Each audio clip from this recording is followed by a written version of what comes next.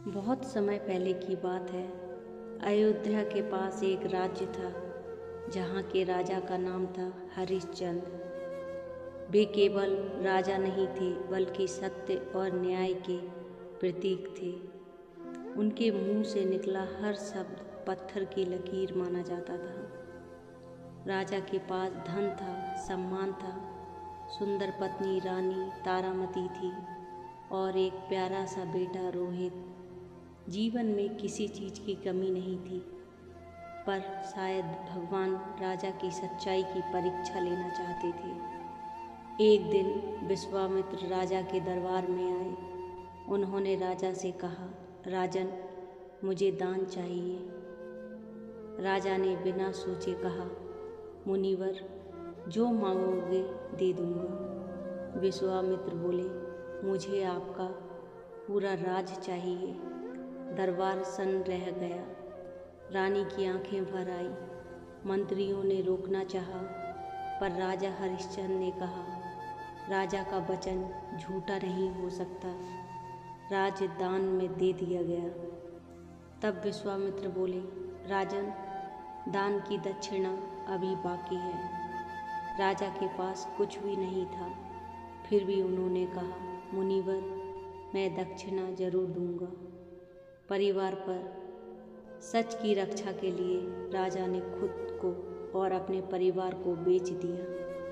रानी तारामती एक सेठ के यहाँ दासी बन गई। राजा हरिश्चंद्र खुद शमशान घाट के रखवाले बन गए, जहाँ हर सब के लिए कर वसूला जाता था। एक राजा जिसके चरणों में लोग झुकते थे, आज वही शमशान में बैठा था। सबसे भयानक दिन तब आया जब राजा का बेटा रोहित सांप के डसने से मर गया। रानी तारामती कांपते हाथों से अपने बेटे का शव लेकर शमशान पहुंची। राजा ने अंधेरे में उन्हें पहचाना नहीं। उन्होंने कठोर स्वर में कहा, शमशान का कर दो, बिना कर के अंतिम संस्कार नहीं होगा। रानी रो पड़ी, मेरे पास कुछ नहीं है। रानी रो पड़ी, मेरे पास कुछ नहीं है। राजा ने नियम नहीं तोड़ा। उन्होंने कहा, तो अपनी साड़ी का आधा हिस्सा दे दो। कांपते हाथों से माँ ने बेटे के शव के ऊपर आधी साड़ी रख दी। तभी राजा ने पहचान लिया, ये उसकी पत्नी है और सब उसका बेटा। राजा फूट फूट कर रो पड़ा, पर फिर भी सत्य नहीं छोड़ा। तभी आकाश से देवता प्रकट हुए। विश्वामित्र बोले, राजन, अब आपकी परीक्षा पूरी हुई।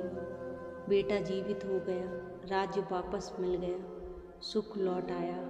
पर राजा ने कहा, यदि सच की रक्षा के लिए मुझे सब कुछ खोना पड़े तो भी मुझे कोई पछतावा नहीं। यह कहानी हमें सिखाती है, सच सबसे बड़ा धर्म है। ईमानदारी की परीक्षा कठिन होती है। जो सच पर चलता है, भगवान खुद उसकी रक्षा करते हैं। राधे राधे दोस्तों।